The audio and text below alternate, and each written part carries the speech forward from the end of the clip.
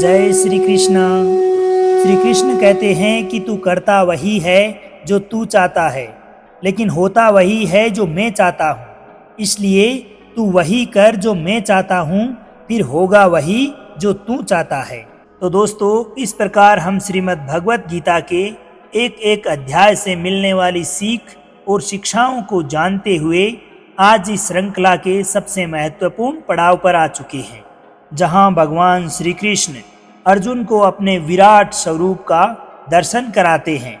आज हम सब भी शब्दों के माध्यम से भगवान श्री कृष्ण के विराट रूप का दर्शन करेंगे और जानेंगे कि श्रीमद् भगवत गीता जी के 11वें अध्याय से क्या सीखा जा सकता है। तो आज के इस वीडियो में हम बात करेंगे श्रीमद् भगवत गीता जी के 11वें अध्याय से मिलने वाली सीख और शिक्षाओं की बड़ी ही सरल और आसान भाषा में। दोस्तों, अधूरा ज्ञान हमारे किसी काम का नहीं होता, इसलिए वीडियो को पूरा अंत तक देखें। अगर आप इस चैनल पर पहली बार आए हैं तो चैनल को सब्सक्राइब कर अगले वीडियोज के नोटिफिकेशन के लिए बेल आइकन को जरूर दबाएं। इससे पूर्व के वीडियो में श्रीमद् भगवत गीता जी के 10वें अध्याय में हमने जाना कि क्या भगवान का कोई रूप होता है, भगवान कहाँ कहाँ किस किस रूप में रहते हैं, क्या मनुष्य के लिए भगवान को पूरा जान पाना संभव है।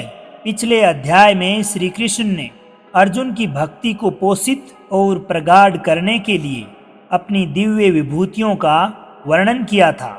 अध्याय के अंत में वे स्पष्ट रूप से अपने असीम दिव्य रूप का उल्लेख करते हुए बताते हैं कि उनमें दिखाई देने वाले समस्त सौंदर्य, ऐश्वर्य, तेज और शक्तियों को उन्हीं के तेज का स्फुलिंग मानो। अब इस अध्याय में अर्जुन भगवान श्री कृष्ण से प्रार्थना करता है कि वे उसे अपने वैश्विक रूप या सभी ब्रह्मांडों में व्याप्त अपने अनंत ब्रह्मांडी विराट रूप का दर्शन कराएं।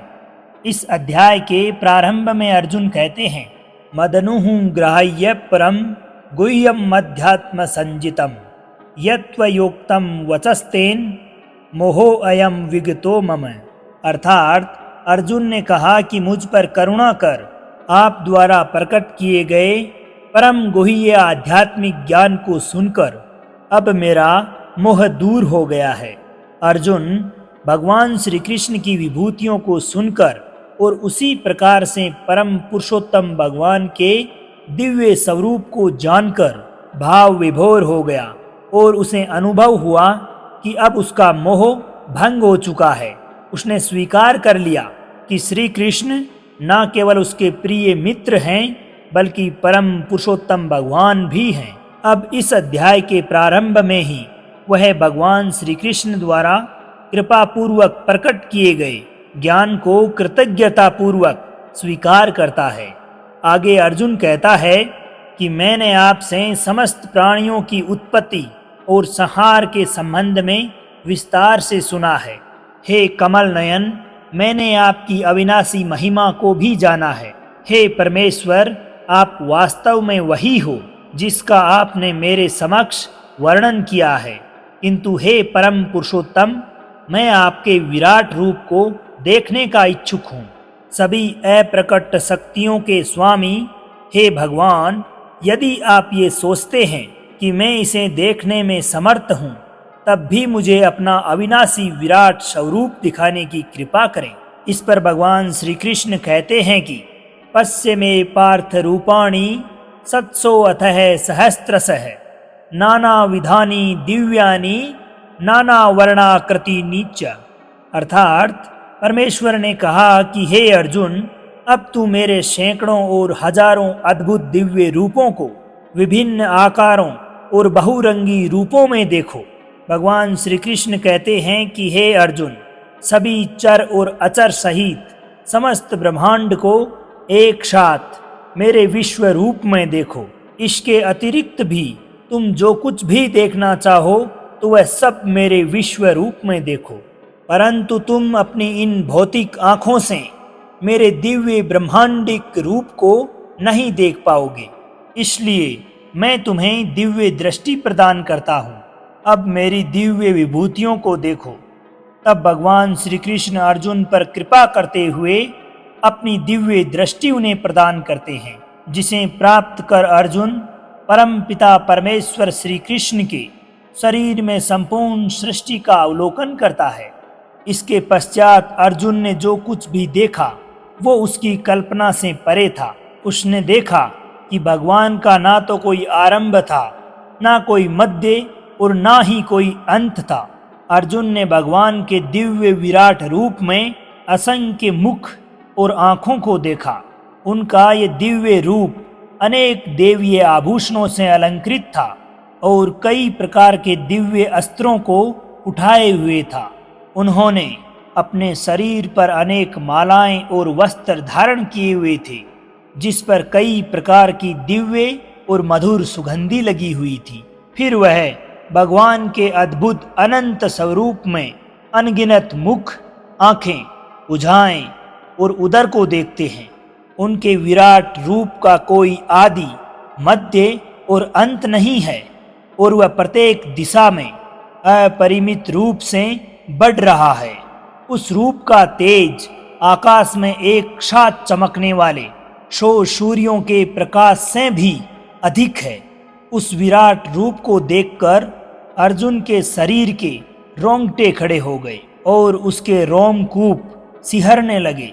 वह अपने मस्तक को झुकाए भगवान के समक्ष हाथ जोड़कर इस प्रकार से प्रार्थना करने लगा। अर्जुन ने कहा कि मैंने आपके शरीर में समस्त देवताओं और विभिन्न प्रकार के जीवों को देखा। मैंने वहां कमल पर आसीन ब्रह्मा और शिव तथा ऋषियों को देखा। मैं सभी दिशाओं में अनगिनत भुजाएं, पेट, मुंह और आंखों के साथ आपके सर्वत्र फैले हुए अनंत रूप को देखता हूँ। हे ब्रह्मांड के स्वामी, आपका रूप अपने आप में अनंत है। मुझे आपका कोई आरंभ, मध्य और अंत नहीं दिखाई दिया। मैं आपको परम अविनाशी मानता हूँ। आप ही धार्मिक ग्रंथों द्वारा ज्ञात होने वाले परम सत्य हो। आप समस्त सृष्टि के परम आधार हो और सनातन धर्म के नित्य पालक तथा रक्षक हो। आपकी शक्तियों का कोई अंत नहीं है। सूर्य और चंद्रमा आपके नेत्र हैं और अग्नि आपके मुख के तेज के समान है और मैं आपके तेज से समस्त ब्रह्मांड को जलते हुए देखता हूँ। हे समस्त जीवों के परम स्वामी, स्वर्ग और पृथ्वी के बीच के स्थान और सभी दिशाओं के बीच आप अकेले ही व्याप्त हैं। मैंने देखा है कि आपके अद्भुत और भयानक रूप को देखकर तीनों लोक भय से कांप रहे हैं। स्वर्ग के सभी देवता आप में प्रवेश होकर आपकी शरण ग्रहण कर रहे हैं और कुछ भय से हाथ जोड़कर आपकी स्तुति कर रहे हैं। महर्षि और सिद्ध जन पवित्र स्तोत्रों का पाठ करके और अनेक प्रार्थनाओं के साथ आपकी स्तुति कर रहे हैं। हे सर्वशक्तिमान भगवान, अनेक मुख, नेत्र, भुजा, जांघें, पांव, पेट तथा भयानक दांतों सहित आपके विकराल रूप को देखकर समस्त लोग भय से त्रस्त हैं और उसी प्रकार से मैं भी, हे विष्णु भगवान, आकाश से स्पर्श करते हुए आपके इस रूप को देखकर मेरा हृदय भय से कांप रहा है और मैंने अपना सारा धैर्य और मानसिक संतुलन खो दिया है। आपके इस विकराल रूप को देखकर मैं ये भूल गया हूँ कि मैं कहाँ हूँ और मुझे कहाँ जाना है। हे देवेश, आप ब्रह्मांड के आश्रय दाता हैं, कृपया मुझ पर करुणा करो। मैं धृतराष्ट्र के सभी पुत्रों को, उनके सहयोगी राजाओं और भीष्म, द्रोणाचार्य, कर्ण तथा हमारे पक्ष के सेना नायकों को आपके विकराल मुख में प्रवेश करता हुआ देख रहा हूँ। इनमें से कुछ के सिरों को मैं आपके विकराल दांतों के बीच पिसता हुआ देख रहा हूँ। जिस प्रकार से नदियों की कई लहरें समुद्र में प्रवेश करती है, उसी प्रकार से ये सब महायोद्धा आपके धधकते मुख में प्रवेश कर रहे हैं। जिस प्रकार से कोई उड़ता हुआ पतंगा अग्नि में तीव्र गति से प्रवेश करके जलकर भस्म हो जाता है, उसी प्रकार से ये सेनाएं अपने विनाश के लिए तीव्र गति से आपके मुख में प्रवेश कर रही है। भयभीत अर्जुन श्री कृष्ण से उनके इस भयानक रूप की वास्तविकता को जानना चाहता है, जो कि उनके उस रूप जैसा बिल्कुल नहीं था, जिसे वह अब से पहले अपने एक गुरु और मित्र के रूप में जानता था। अर्जुन ने कहा कि हे देवेश, कृपया मुझे बताएं कि अति उग्र रूप में आप कौन हैं। मैं आपको प्रणाम करता हूँ, कृपया मुझ पर करुणा करें, मैं आपको जानना चाहता हूँ। इसका उत्तर देते हुए भगवान श्री कृष्ण कहते हैं कि वे काल के रूप में तीनों लोकों के संहारक हैं। वे घोषणा करते हैं कि कौरव पक्ष के महायोद्धा पहले ही उनके द्वारा मारे जा चुके हैं। हे अर्जुन, तू तो बस उनकी मौत का एक कारण अथवा निमित्त मात्र है। मारने वाला तो मैं स्वयं हूँ। इसलिए अपनी विजय को सुनिश्चित मानते हुए उठो और युद्ध करो। इसकी प्रतिक्रिया में अर्जुन पुनः भगवान की प्रशंसा करता है और उनकी वंदना करता है। वो कहता है कि हे भगवान, आपका ये रूप देखकर अब मैंने जाना है कि क्यों योगी महर्षि देवता जैसी आत्माएं आपका पूजन करती है। आप तो सत्य और असत्य से भी परे हैं। आपके इस दिव्य रूप का वर्णन करने के लिए मेरे पास कोई शब्द नहीं है। आप ही इस जगत के पालनकर्ता और विनाशक हो। आपको कोटि कोटि नमस्कार। मैं आपको हजारों बार और बार बार नमस्कार करता हूँ। हे भगवान, मैंने आपको अपना मित्र मानते हुए मैंने धृष्टतापूर्वक आपको हे कृष्ण, हे यादव, हे प्रिय मित्र कहकर संबोधित किया, क्योंकि मुझे आपकी महिमा का ज्ञान नहीं था। उपेक्षित भाव से और प्रेम वश होकर यदि उपहास करते हुए मैंने कई बार खेलते हुए, विश्राम करते हुए, बैठते हुए, खाते हुए, अकेले में या अन्य लोगों के समक्ष आपका कभी किसी भी प्रकार से अनादर किया हो, तो उन सभी अपराधों के लिए हे अचिंत्य, मैं आपसे क्षमा याचना करता हूँ। आप समस्त चर अचर के स्वामी और समस्त ब्रह्मांडों के जनक हैं। आप परम पूजनीय आध्यात्मिक गुरु हैं। हे अतुल्य शक्ति के स्वामी, जब समस्त तीनों लोकों में आपके समतुल्य कोई नहीं है, तब आपसे बढ़कर कोई कैसे हो सकता है। इसलिए हे पूजनीय भगवान, मैं आपके समक्ष नतमस्तक होकर और साष्टांग प्रणाम करते हुए आपकी कृपा प्राप्त करने की याचना करता हूँ।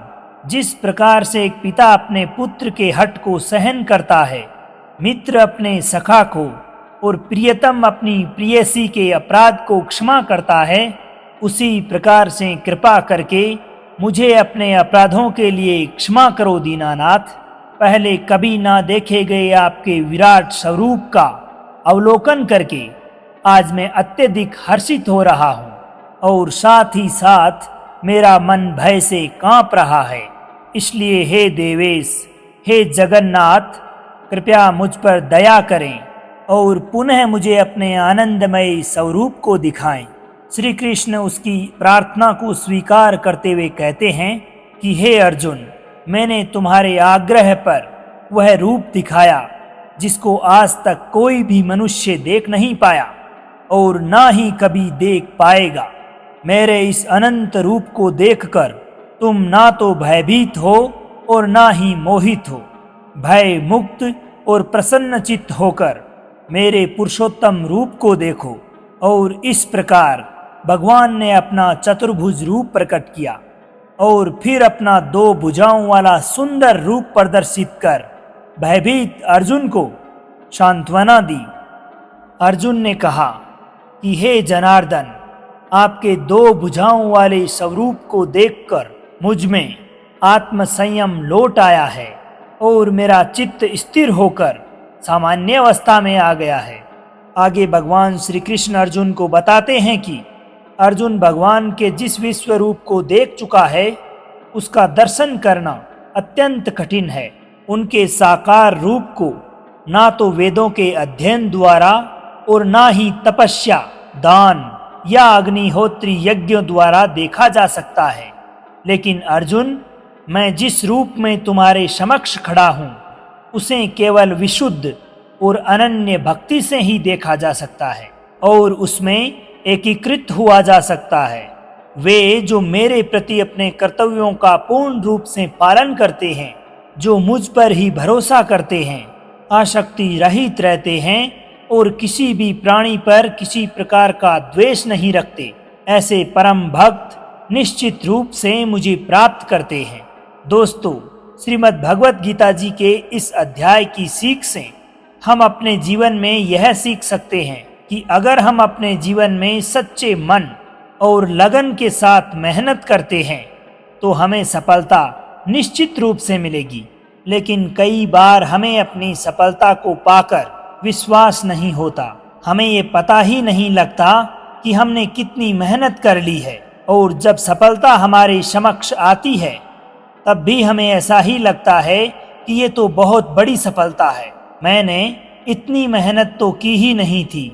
और दोस्तों, यही महान लोगों का एक गुण भी है। वे मेहनत तो करते हैं लेकिन उन्हें यह भी आभास तक नहीं रहता कि वह कितनी मेहनत कर रहे हैं। यह गुण उनके बड़प्पन को दिखाता है और यही उनकी सफलता का राज भी होता है। इसलिए दोस्तों, श्री कृष्ण भगवान सार रूप में इस अध्याय के माध्यम से हम सभी को यही शिक्षा देने की कोशिश कर रहे हैं कि हमें भी अपने जीवन में निष्काम भाव से अपने कर्म में लगे रहना चाहिए और स्वयं द्वारा किए गए कार्य को कभी भी अपना नहीं जताना चाहिए।